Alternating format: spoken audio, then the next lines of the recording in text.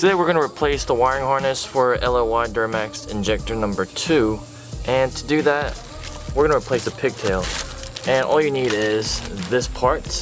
It's about $30 from Amazon or eBay, but I will put the link in the description. I got mine from Amazon, and this is the part that we're replacing today.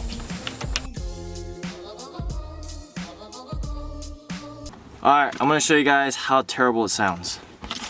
Ugh.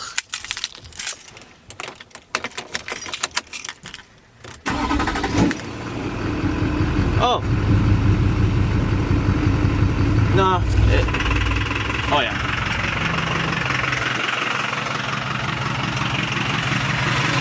No smoke at all. But, damn, that sounds terrible. Yeah, that's what that sounds like.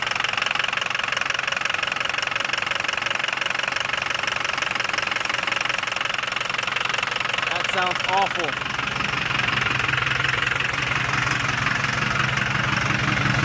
Still, no smoke.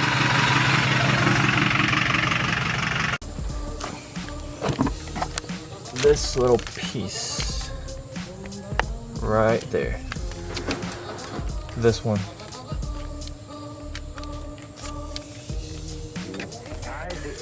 To take this out, all you need is a flathead screwdriver, and there's a part that you unclip. I'll show you guys once I unclip it and take it out. So you want to put the flathead in that little spot right there, and then you lift up, and then it pulls out. That's it. So like this.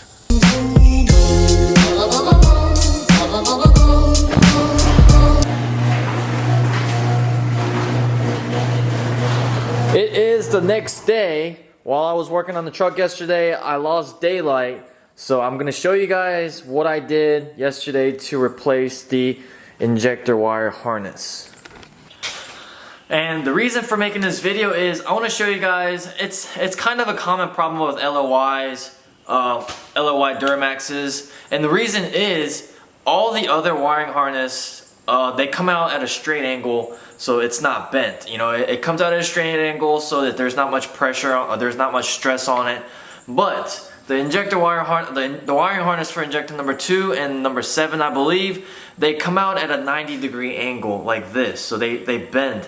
So over time, it causes a lot of stress and wear and tear. So you do have to replace them. You know, my truck has over 160,000 miles on it, so it was probably about time for a new wiring harness with it being bent like that. So I went ahead and replaced it.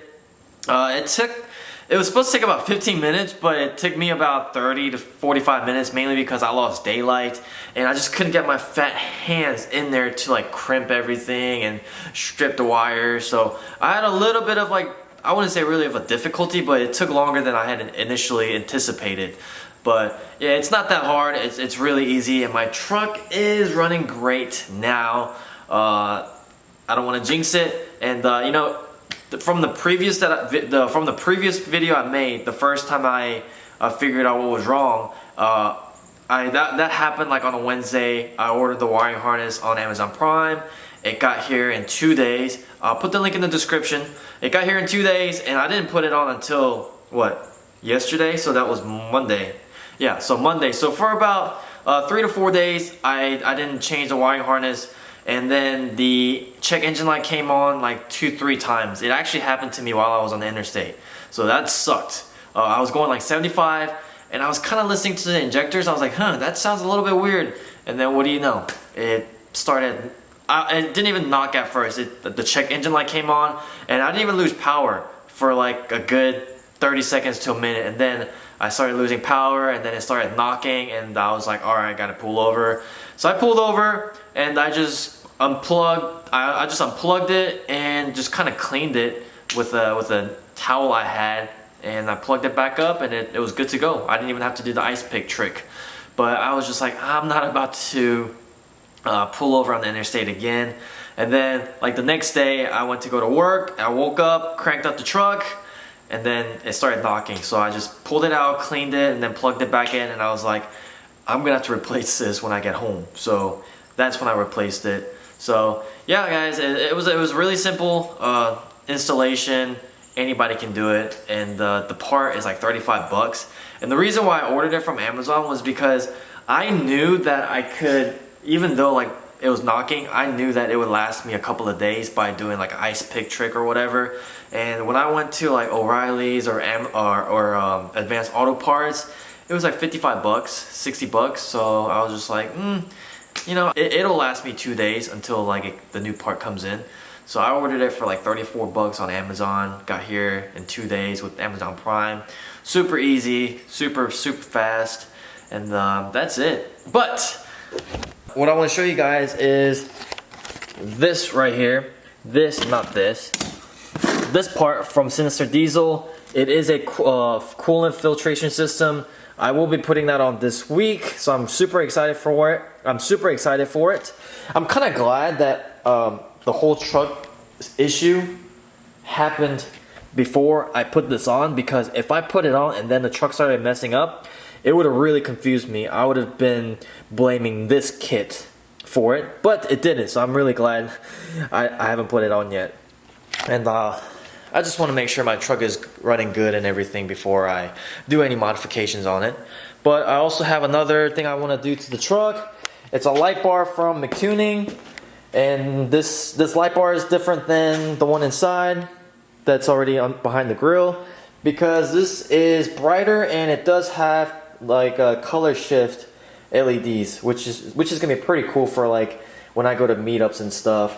And this is the up pipe for when I did the EGR delete. So plenty of stuff. Also, headlights. I'm giving these away at 20,000 subscribers.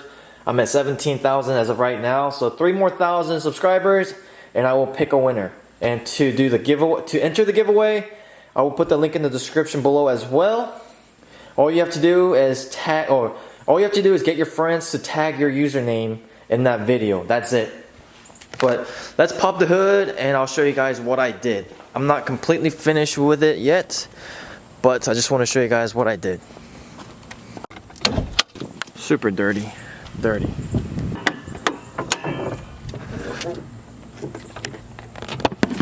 Alright, so what I did was, this thing was getting in the way, so I just undid that bolt right there, kind of moved it out of the way so it wasn't getting annoying and pissing me off. So what I did was, you guys see that blue connector right there? Right there? That blue connector? Let me zoom in. Yeah, the blue connector. Right there. That's where I cut the wire. And then the kit that I ordered comes with the connectors. And all you have to do is just crimp the wires together and then plug in the harness. And that's it. And yeah, I am gonna put heat shrink around it, and I don't think this itself is heat shrink. No. Yeah, I'm just gonna put duct tape it and put one of these plastic tubes around it to make it a little bit more waterproof. But yeah, that's it, you guys. It's super simple. Like, people ask me all the time, is it a lot of money owning a Duramax? I don't think so. That's like the first major issue I've had with the truck, so it's not too bad.